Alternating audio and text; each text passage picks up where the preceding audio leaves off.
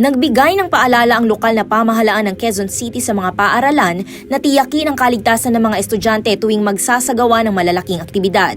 Sa isang pahayag, binigyang diin ng Quezon City LGU ang kahalagahan ng maayos na pagpaplano at pakikipag-ugnayan sa lokal na pamahalaan at iba pang kaukulang ahensya upang maiwasan ang anumang insidente at abala sa publiko.